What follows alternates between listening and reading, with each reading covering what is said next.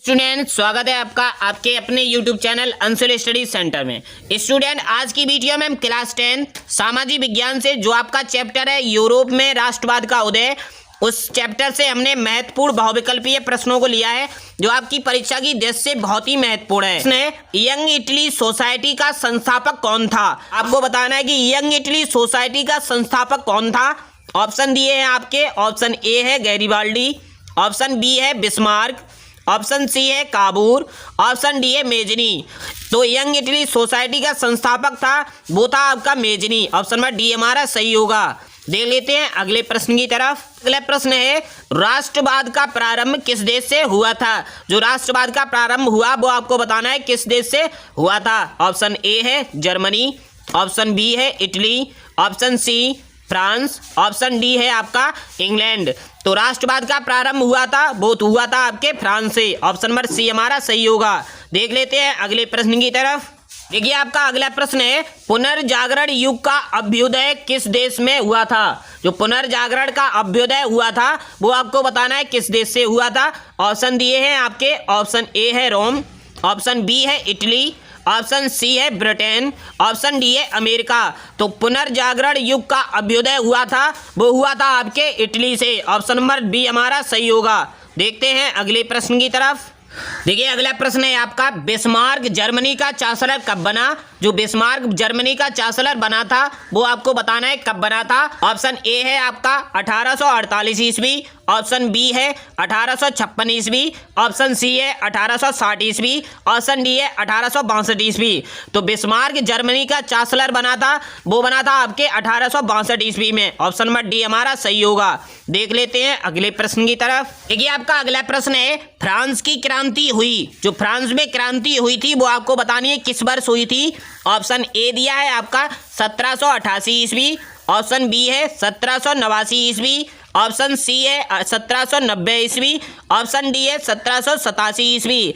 तो फ्रांस में क्रांति हुई थी वो हुई थी आपकी 1789 ईस्वी में। ऑप्शन नंबर बी हमारा सही होगा। देख लेते हैं अगले प्रश्न की तरफ। देखिए आपका अगला प्रश्न है नेपोलियन का संबंध किस देश से था। जो महान नेपोलियन था उसका आपको संबंध बताना है किस देश से था। ऑप्शन ए है जर्मनी, ऑप्शन बी है इटली, ऑप्शन सी है फ्रांस, ऑप्शन डी है इंग्लैंड। नेपोलियन का संबंध था वो था आपके फ्रांस से। ऑप्शन नंबर सी हमारा सही होगा। देख लेते हैं अगले प्रश्न की तरफ। देखिए आपका अगला प्रश्न है इटली का एकीकरण किसके नेतृत्व में हुआ था। जो इटली का एकीकरण हुआ था वो आपको बताना है किसके नेतृत्व में हुआ था। ऑप्शन ए है गैरिबाल्डी, ऑप्शन बी है बिस्मार्क, ऑप्शन सी है नेपोलियन, ऑप्शन डी है विलियम प्रथम। तो इटली का एकीकरण हुआ था वो हुआ था आपके गैरिबाल्डी के नेतृत्व में। ऑप्शन नंबर ए हमारा सही होगा।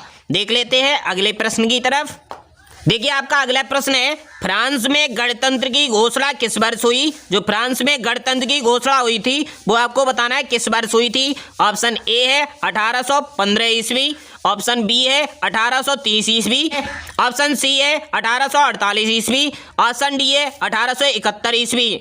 तो फ्रांस में गणतंत्र की घोषणा हुई थी वो हुई थी आपकी 1848 ईस्वी में। ऑप्शन नंबर सी हमारा सही होगा। देख लेते हैं अगले प्रश्न की तरफ। देखिए आपका अगला प्रश्न है नेपोलियन को किन देशों ने मिलकर हराया। जो नेपोलियन था उसे आपको बताना है किन किन देशों ने मिलकर हराया था।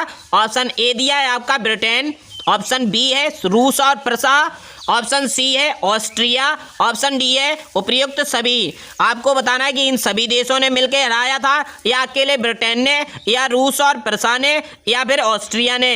तो नेपोलियन को हराया था वो हराया था इन सभी ने, उपयुक्त सभी। इसलिए हमारा उपयुक्त सभी ऑप्शन डी सही हो जाएगा। देख लेते हैं अगले प्रश्न की तरफ।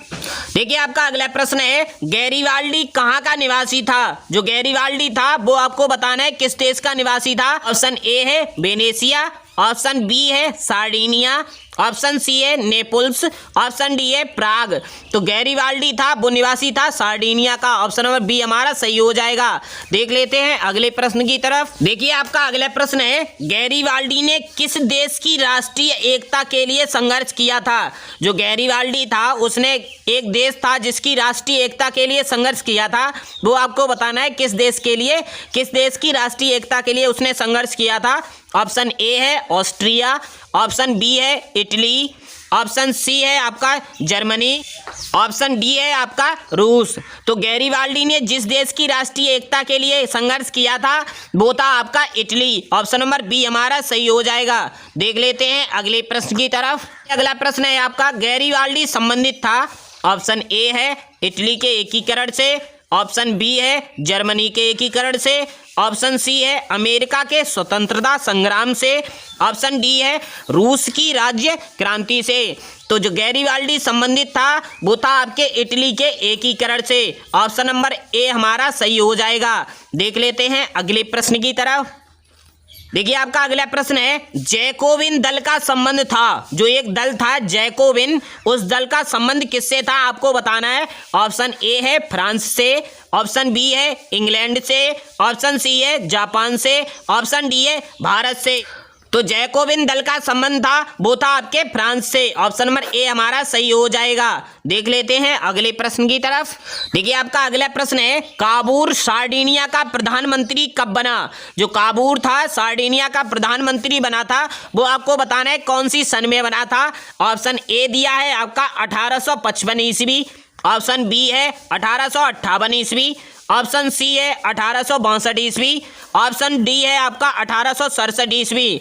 तो काबूल सार्डिनिया का प्रधानमंत्री बना था वो तो बना था आपके 1858 ईस्वी में। ऑप्शन नंबर बी हमारा सही हो जाएगा। देख लेते हैं अगले प्रश्न की तरफ। देखिए आपका अगला प्रश्न है, फ्रांस और प्रसा का युद्ध कब हुआ। जो फ्रांस और प्रसा के बीच युद्ध हुआ था वो आपको बताना है कब हुआ था। तो देखिए आपका ऑप्शन ए है 1865 ईस्वी, ऑप्शन बी है 1870 ईस्वी, ऑप्शन सी है 1872 ईस्वी, ऑप्शन डी है 1880 ईस्वी। फ्रांस और प्रसा के बीच युद्ध हुआ था वो हुआ था आपके 1870 ईस्वी में, इसलिए ऑप्शन हमारा बी सही हो जाएगा। ऑप्शन बी हमारा सही हो जाएगा। इस वीडियो में हमने ये 15 इंपॉर्टेंट क्वेश्चन लिए थे जो आपका चैप्टर है यूरोप में राष्ट्रवाद का उदय उससे। अगर आपको ये वीडियो पसंद आई तो लाइक करें, कमेंट करें और आप अपने YouTube channel Anshul study centre को सब्सक्राइब करें। Thanks for watching this video. जय हिंद, जय भारत।